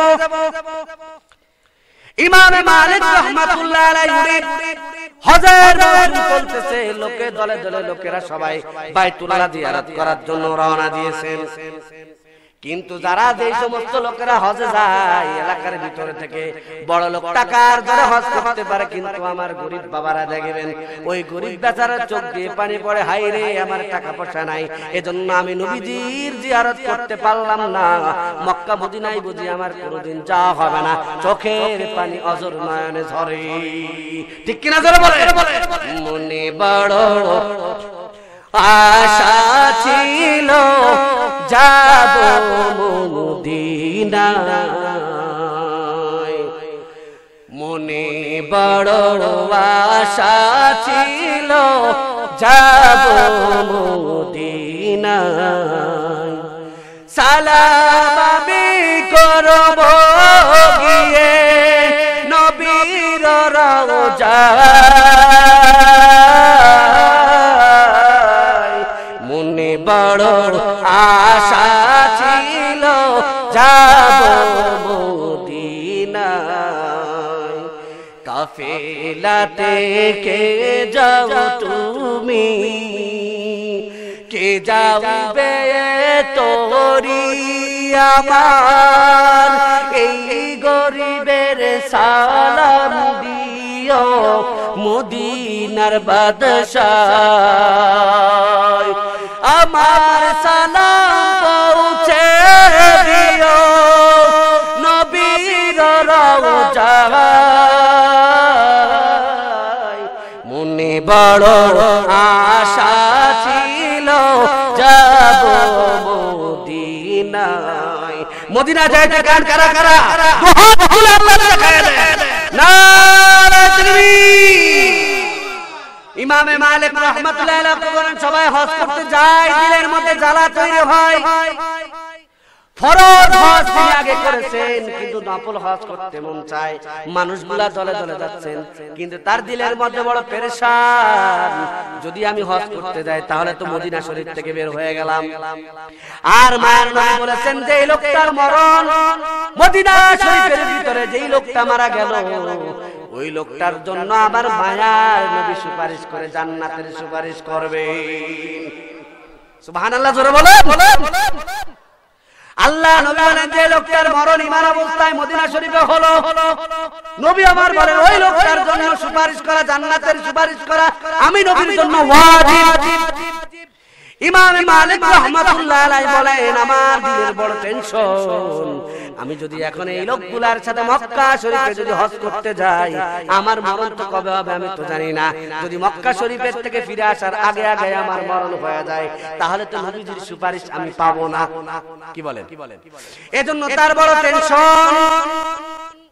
হঠাৎ করে তিনি চিন্তা করলেন ইস্তেখারা করলে তো মানুষ অনেক কিছু জানতে পারে, তাহলে আমি একটু ইস্তেখারা করে দেখি না আমার মরণ কবে হয়, মরণ কবে হয়। যদি ইস্তেখারা করার পরে পাই মরণ আমি আর 1 বছর বাঁচবো বা 2-3 মাস বাঁচবো, তাহলে আমি মক্কা শরীফে যাই হজ করে চলে আসবো, আবার মদিনা শরীফে চলে আসবো। ভাইরা, ইমামে মালিক রাহমাতুল্লাহ আলাইহি তিনি ইস্তেখারা করে ঘুমের কোলে যখন দূরে পড়লেন, গভীর রাতে গভীর ঘুমের মধ্যে নিমগ্ন, হঠাৎ করে তাকায় দেখেন মায়ের নবী পয়গম্বর মদিনাওয়ালা এসে তার ঘরের ভিতরে এসে হাজির। ঘরটা নূরে মুনাওয়ার হয়ে গেল। আল্লাহ নবী হযরত ইমাম মালিক রাহমাতুল্লাহ আলাইহি বলেন, ও ইমাম মালিক বলো তুমি কি টেনশন করতেছো? ইমাম মালিক রাহমাতুল্লাহ বলেন, পয়গম্বর আমি তো মনে মনে চিন্তা করতেছিলাম একটু মক্কা শরীফ যাব নফল হজ আদায় করার জন্য, কিন্তু আমার দিলের ভিতরে ভয়, না জানি পথের ভিতরে নিয়ে আমার মরণ হয়ে যায়। আপনি আমার মরণ যদি মক্কায় হয় তাহলে তো আপনার সুপারিশ আমি পাবো না। আমার দিলের মধ্যে বড় টেনশন, বড় জ্বালা। আল্লাহ নবী বলেন, ও ইমাম মালিক তুমি মরণ সম্বন্ধে জানতে চাও? আল্লাহ নবী কোনো কথা বলেন না, শুধুমাত্র 5টা আঙ্গুল দেখায় দিয়েছেন। 5টা আঙ্গুল দেখায় দেওয়ার সঙ্গে সঙ্গে ইমাম মালিক রাহমাতুল্লাহ আলাইহি ঘুম ভেঙে গেল। নবী আমার কোনো জবাব দেয় না, শুধুমাত্র 5 আঙ্গুল দেখায় স্বপ্ন ভেঙে গেল। হযরতে ইমাম মালিক রাহমাতুল্লাহ তিনি চিন্তা করলেন, আল্লাহ নবীকে স্বপ্নে দেখলাম, বড় মুবারক স্বপ্ন, কিন্তু এই স্বপ্নের দ্বারা কি উদ্দেশ্য এটা তো আমি বলতে পারবো না। কিন্তু এই জামানার বড় বিখ্যাত স্বপ্নের ব্যাখ্যাকারক ছিলেন মুহাম্মদ ইবনে সিরিন রাহমাতুল্লাহ আলাইহি। মুহাম্মদ ইবনে সিরিন রাহমাতুল্লাহ আলাইহির একটা স্বপ্নের ব্যাখ্যা নামক একটা কিতাব আছে, যেই কিতাবটার নাম হলো তাবিরুর রুইয়া, স্বপ্নের ব্যাখ্যা, এই শিরোনামে একটা কিতাব আছে। ইমামে মালিক রাহমাতুল্লাহ আলাইহি তিনি বললেন, তার খাদেমকে ডাক দিলেন। খাদেমকে ডাক দেওয়ার পরে খাদেমকে বললেন, ও খাদেম যাও দ্রুত ঘোড়া হাঁকায় যাও, মুহাম্মদ ইবনে সিরিন রাহমাতুল্লাহ আলাইহির দরবারে যাও, যায়া তুমি সালাম বলো, তুমি যায়া তারে বলবা মদিনার ভিতরে আল্লাহর এক বান্দা স্বপ্ন দেখেছে, মুবারক স্বপ্ন, নাম কিন্তু আমার নাম আমি যে দেখছি এই কথা কিন্তু বলবা না, যায়া বলবা মদিনা শরীফের ভিতরে আল্লাহর এক বান্দা স্বপ্নের ভিতরে আল্লাহর নবী তারে 5 আঙ্গুল দেখাইছে। এটার কি উদ্দেশ্য? এই 5 আঙ্গুল দ্বারা ভাইরা আমার মুহাম্মদ ইবনে সিরিন রাহমাতুল্লাহ আলাইহির দরবারে যখন ইমাম মালিক রাহমাতুল্লাহ আলাইহির খাদেম যখন চলে আসলেন, খাদেম এসে বললেন, আসসালামু আলাইকুম শায়েখ আমার, আপনার কাছে আসছি, মদিনা শরীফের ভিতরে একজন লোক স্বপ্নে দেখেছে আল্লাহর নবী পয়গম্বর মুহাম্মদ সাল্লাল্লাহু আলাইহি সাল্লাম স্বপ্নের ভিতরে তারে 5 আঙ্গুল দেখাইছেন। এই 5 আঙ্গুল দ্বারা কি ব্যাখ্যা? ইমামে মালিক রাহমাতুল্লাহ আলাইহির খাদেমের জবাবে মুহাম্মদ ইবনে সিরিন রাহমাতুল্লাহ আলাইহি বলেন, তুমি যায় তারে বলো স্বপ্নের ব্যাখ্যা ততক্ষণ পর্যন্ত বলবে না যতক্ষণ না পর্যন্ত কে স্বপ্ন দেখেছে নাম না বলবে। যতক্ষণ স্বপ্নে দেখেছে এই নাম না বলবে ততক্ষণ পর্যন্ত স্বপ্নের ব্যাখ্যাও করা হবে না। ভাইরা আমার কথাগুলো দিল দিয়ে বুঝলেন। ইমাম মালিক রাহমাতুল্লাহ আলাইহির খাদেম চলে আসছেন। খাদেম চলে আসার পরে বললেন, ও শেখ আমার, মুহাম্মদ ইবনে সিরিন বলেছেন ব্যাখ্যা করবে বটে, তবে তার আগে তিনি জানতে চান কে এই স্বপ্ন দেখেছে। ইমাম মালিক রাহমাতুল্লাহ বলেন, তুমি যাও যা বলো। বুঝেছি মুহাম্মদ ইবনে সিরিন নাম না বললে স্বপ্নের ব্যাখ্যা করবে না।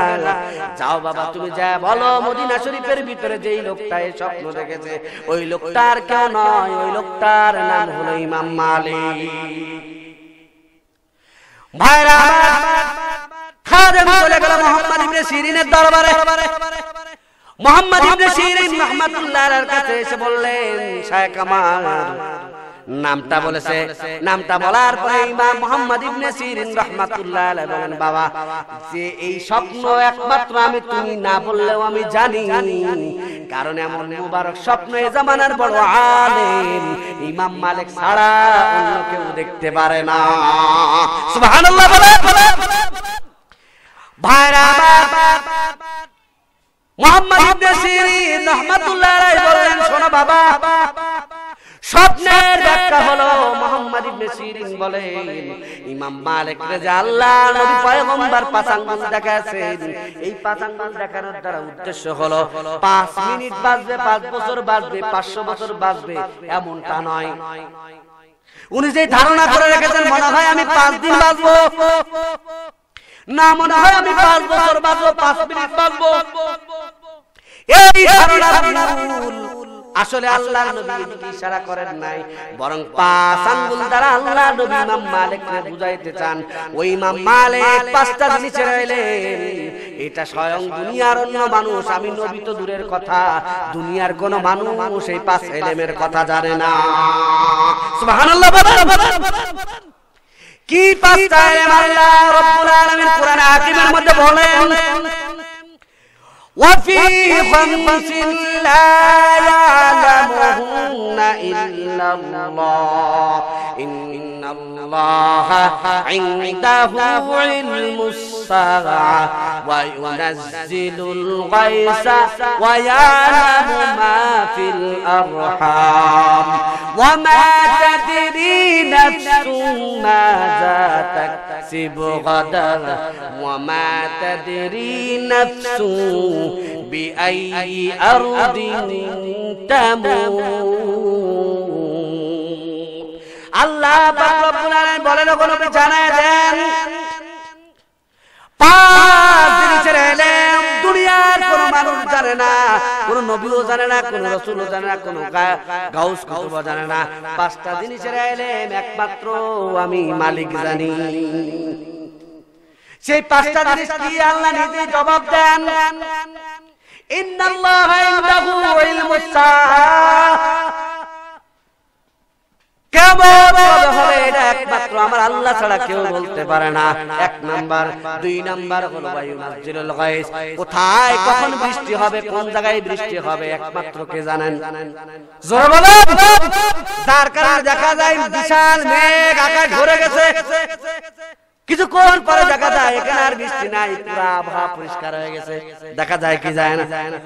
তাহলে কোন জায়গায় বৃষ্টি দেবে এটা জানেন কি? জোরে বলেন আল্লাহ।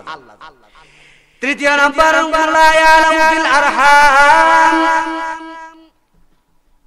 মায়ের ভিতরে সন্তান ছেলে হবে না মেয়ে হবে এটা কেউ জানে না, একমাত্র আমার মালিক আল্লাহ জানে। পাই হুজুর, আমরা আল্ট্রাসাউন্ডের মধ্যে টের পাই ছেলে না মেয়ে পেটের মধ্যে, আমরা আল্ট্রাসাউন্ডের মধ্যে টের পাই যে আল্লাহ দেখলে আল্লাহ তাআলা কেউ জানে না। ওরা আল্লাহ বানায় দেওয়ার পরে আল্লাহর মেধা দ্বারা তৈরি করে মেশিন বানাইছো, একটা মাধ্যমে তুমি বলতে পারতেছো, কিন্তু কোন ডাক্তারের বাবাও যদি পেটের দিকে লক্ষ্য করে বলতে পারবে এটা ছেলে না মেয়ে? বলতে পারবে? জোরে বলেন না। না, কেউ বলতে পারে না মায়ের পেটের মধ্যে কি আছে, কে বলতে পারে?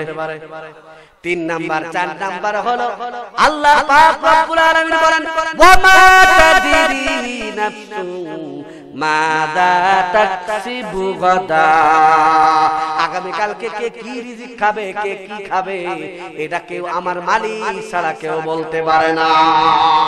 ঠিক কি না? এজন্য দেখা যায় বাস্তব প্রমাণ দেন। মেম্বার সাহেব খানা খাইতে বসে, খানা মাখায় ফেলছে, এরপরে হঠাৎ করে সভাপতি সাহেব মনে করেন উনি নিজে খানা খাইতে বসছেন, খানা মাখানো সারা লুকমা দেবে দেবে, এই মুহূর্তে হঠাৎ করে বাইরে থেকে একজন জবাব আওয়াজ বাইরে থেকে, সভাপতি সাহেব বাড়ি আসেননি, একটু জরুরি আপনার প্রয়োজন, একটু বের হয়ে আসেন। তখন বাড়িওয়ালা বলতেছে তুমি খাবারটা খেয়ে যাও, ভাত দেখো মাখাই ফেলছো, একটু খানাটা খেয়ে যাও। বাহিরের লোকটা বলে না, হবে না, একটু তাড়াতাড়ি আসেন। ওই যে খানা মাখা ছিল যে তুইল চলে গেল, এরপরে যার পরে ভাত মাখাইলাম আইতে হয়ে গেছে, এখন আর খাওয়া যাবে না। কি বলেন? ওই আর খাই নাও। এরকম হয় কি হয় না? মাখাইছে, এই যে থুয়ে চলে গেছে, আর দিতে পারছে ভাত খাই না। তাহলে কে কোন জায়গায় কতটুকু রিজিক খাবে কে জানে? জোরে বলে আল্লাহ। 5 নম্বরের ইলম আল্লাহর গায়েবী ইলম হলো 5টা। 5 নম্বর ওয়া মা তাদরি নাফসু বিআইয়ি আরদিন তামুত, কোন বান্দা কোন জায়গায় মারা যাবে, আমেরিকায় মারা যাবে না, বাংলাদেশে মারা যাবে, ইন্ডিয়ায় মারা যাবে না, পাকিস্তান মারা যাবে, সৌদি আরবের মাটিতে মারা যাবে, কুষ্টিয়ায় মারা যাবে না, ঝিনাইদহে মারা যাবে, মাগুরাতে মারা যাবে, কোন জায়গায় মারা যাবে একমাত্র আমার আল্লাহ জানে। কে কোথায় বলবে? আমার আল্লাহ ছাড়া আর কেউ বলতে মওত কবে হবে এটা মালিক ছাড়া কেউ বলতে। তাহলে আমি যেটা উদ্দেশ্য বলতে চাই, যুবক তোমার যদি বলা হয় যুবক তুমি এখনো কোনো নামাজ পড়ো না, যুবক কয় হুজুর একটু বুড়া হয়নি, বুড়া হওয়ার পরে এমন নামাজ পড়বো আর জীবনে নামাজ কাজা দেব না। এ যুবক তুমি আমার জবাব দাও, তোমার কাছে কি জিবরাইল এসে বলে গেছে আব্দুল্লাহ আরো 500 বছর বাঁচবি, আরো 80 বছর বাঁচবি, বলে গেছে নাকি? জোরে বলে না, না কেউ বলে নাই। আমি যেই আপনাদের সামনে আয়াত কারিমা তেলাওয়াত করেছি, এই আয়াতের মধ্যে আল্লাহ পাক রব্বুল আলামিন বলেন ইয়া আইয়ুহাল্লাযীনা আমানুত্তাকুল্লাহ ওয়া কুনু মা'আস সাদিকিন, এই ইমানদারেরা তোমরা তোমাদের সম্পর্ক আমি আল্লাহরে ভয় করো, আর আমি আল্লাহর ভয় দিলের ভিতরে রাখার জন্য আল্লাহ ওয়ালা উলামায়ে কেরাম মাদ্রাসার সাথে সম্পর্ক লাগায় দাও। আলহামদুলিল্লাহি রাব্বিল আলামিন। ربنا ظلمنا أنفسنا وإن لم تغفر لنا وترحمنا لنكونن من الخاسرين ربنا فاغفر لنا ذنوبنا وكفر عنا سيئاتنا وتوفنا مع الأبرار बता हमको तेरे राह की इस तरफ है तेरे राह पर चला हमको खुदाया हर तमन्ना दिल से रुखसत हो गई अब तो वाजा अब तो खिलवत हो गई बुजुर्गों की नहीं हमको जरूरत गुलाम अपना बना ले ऐ खुदाया রব্বুল আলামিন আল্লাহ মাগরিব থেকে নিয়ে পর্যন্ত যত আলোচনা ওলামা হযরতরা করেছে, আমি গুনাহগার বান্দা তোমার আল্লাহ যে আলোচনাগুলো করেছি ভুল ভ্রান্তি মাফ করে দিও আল্লাহ, যা সওয়াব হয় তার লক্ষ লক্ষ কোটি কোটি গুণ বৃদ্ধি করে দিয়া বাবা আদম আলাইহিস সালাতু ওয়াস সালাম থেকে নিয়াত পর্যন্ত যত মুমিন মুমিনাত অন্ধকার কবরবাসী হয়ে গেছে রব্বুল আলামিন প্রত্যেকের আরওয়াহ মুবারক বখশিশ করলাম আল্লাহ কবুল করে নাও রব্বুল আলামিন। আল্লাহ তাআলা কার মানুষ যারা ওই গোরস্থানের ভিতরে নির্জনে একা পড়ে আছে আল্লাহ, জানি না কেমন অবস্থা আছে আল্লাহ, যেই ভাইরা যারা অন্ধকার কবরের ভিতরে শোয়া মুরব্বীরা, আল্লাহ কবরের আযাব মাফ করে দিয়ে কবরটায় তুমি জান্নাতের বাগান বানায় দাও রব্বুল আলামিন। আল্লাহ অনেকের বাবা নাই, আম্মা নাই, দাদা নাই, ও আল্লাহ যার বাবা মা ওই অন্ধকার কবরবাসী হয়ে গেছে আল্লাহ, এই গভীর রাত্রে যখন বাড়িতে যাবে আম্মা আম্মা বলে হাজারো বার চিল্লাবে, সকাল পর্যন্ত যদি চিল্লায় ওই আদরের আম্মা জানতো আর ঘর খুলবে না, আর কোনদিন ডাক দিবে না আল্লাহ। আল্লাহ বড় আদরের আব্বা যার অন্ধকার কবরে ঘুমায় গেছে, রব্বুল আলামিন ওই আব্বা আম্মার কবরের আযাবকে মাফ করে দিয়ে কবরটারে তুমি জান্নাতের বাগান বানায় দাও ও রব্বুল আলামিন। দাদা দাদু তাদের অন্ধকার কবরবাসী হয়ে গেছে আল্লাহ। আল্লাহ দাদা ওই কত সুন্দর করে মিটমিট করে সুন্দর করে ওই পাঞ্চা ভাই তো আজকে তো আর বাবার পানের পাটা পড়ে আছে, কিন্তু বাবার পানের পাটা পড়ে আছে, আল্লাহ দাদার পানের পাটা পড়ে আছে, চশমা পড়ে আছে, লাঠিটাও পড়ে আছে, ওই দাদা কে আর দেখতে পাওয়া যায় না, ওই দাদিরে তো আর দেখা যায় না, বাবারে তো আর দেখা যায় না, আব্বাকে তো আর দেখা যায় না। আল্লাহ ওই বড় আদরের আব্বা যার অন্ধকার কবরে শোয়া, দাদা দাদু নানা নানু যার অন্ধকার কবরে শোয়া, আল্লাহ কবরটারে তুমি জান্নাতের বাগান বানায় দাও আল্লাহ। আল্লাহ যাদের আব্বা আম্মা বেঁচে আছেন তাদের আব্বা আম্মার খেদমত করে জান্নাত কামার তৌফিক দিয়া দাও। রব্বির হামহুমা কামা রব্বায়ানি সগীরা ওয়াকুর রব্বির হামহুমা কামা রব্বায়ানি সগীরা। রব্বুল আলামিন আল্লাহ যেই মানুষগুলা অনেক চেষ্টা করে কোরআনের বাগান মিলাইছে আল্লাহ, অনেক চেষ্টা মেহনত যারা করেছে, যারা একটি টাকা দিয়েও সহযোগিতা করেছেন, বুদ্ধি দিয়া পরামর্শ দিয়া সহযোগিতা করেছেন, আল্লাহ দয়া করে মায়া করে প্রত্যেকের তুমি কবুল মঞ্জুর করে নাও আল্লাহ।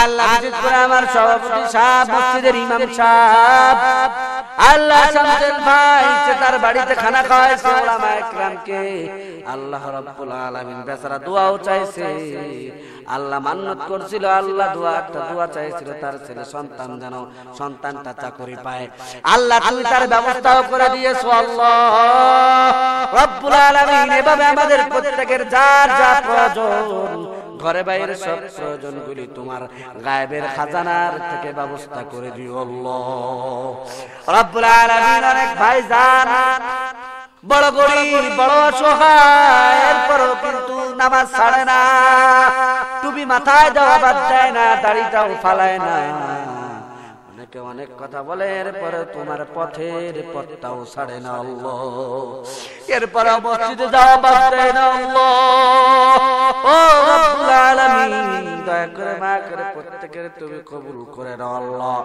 যে সমস্ত ভাইরা অসচ্ছলতার জীবন জিন্দেগিদের ভিতরে আছে আল্লাহ, আমার ভাইজানদেরকে প্রত্যেকের জীবন সচ্ছলতার জীবন নসিব করো আল্লাহ রব্বুল আলামিন। এই মাদ্রাসাকে তুমি কবুল মঞ্জুর করে নাও, কিয়ামত পর্যন্ত তুমি কবুল করে নাও আল্লাহ। এর যারা খাদিমিন আছে, মুআবিরিন, মদদগার, অনেক ভাইজানরা টাকা লাগাইছেন, টাকা নগদ দিয়েছেন আল্লাহ, আরো যারা সামনে দান করবেন, দেগান করবেন, দান সৎকা করবেন, সহযোগিতা করবেন আল্লাহ, প্রত্যেকের তুমি দয়া করে কবুল মঞ্জুর করে নাও আল্লাহ। আল্লাহ আমার যুবক ভাইরা আল্লাহ নফসের তাড়নাকে বাদ দিয়া ইচ্ছা করলে গানের আড্ডায় বসতে পারতো, টেলিভিশনের সামনে বসতে পারতো, যুবক গানের আড্ডা কেনাও বসে নাই, বিভিন্ন রকম উল্টা পাল্টা আখড়ায় বসে নাই, তোমার কোরআনের বাগানের মধ্যে বসে পড়েছে। এই কনকনে শীতের ভিতরে আইসা তোমার কোরআনের বয়ান শুনলো রে আল্লাহ, এই যুবক বাবাদেরকে তুমি হাসান হুসাইনের সাথে ওই জান্নাতে কবুল করে নিও আল্লাহ।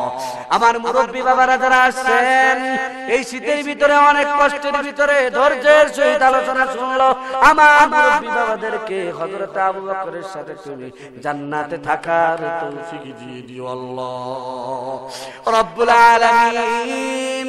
আমার মা বোনেরা অনেক কষ্ট করে সংসারের ঝামেলা থেকে উপেক্ষা করে সংসারের ঝামেলাকে বাদ দিয়ে সব কিছুকে বাদ দিয়ে কোরআনের আহ্বানে সাড়া দিয়েছে আল্লাহ। আর কোরআনের বাগানে দান করলো আল্লাহ, তোমার নবীর ঘরে দান করেছে আল্লাহ। তুমি প্রত্যেক মা বোনদেরকে কবুল মঞ্জুর করে নাও আল্লাহ।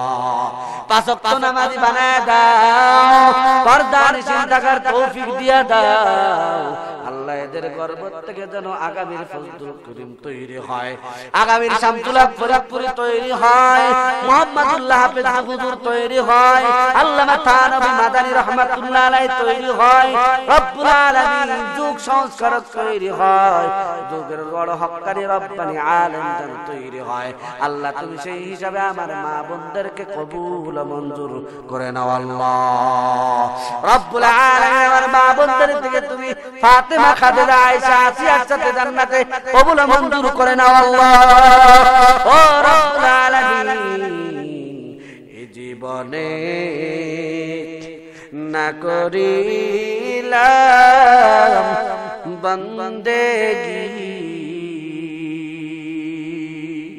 গুনাহ করে কাটাইলাম জিন্দেগি, গুনাহ করে কাটাইলাম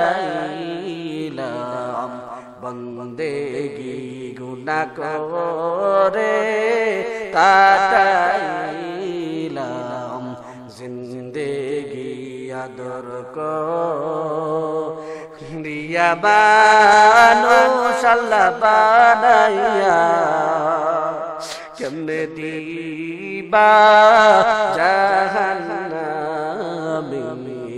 ফেলিয়া, সকলেরই দরজা হইতে আল্লাহ ফিরিয়া তোমারি দরজায় রইলাম পড়িয়া, তোমারি দরজায় রইলাম পড়িয়া।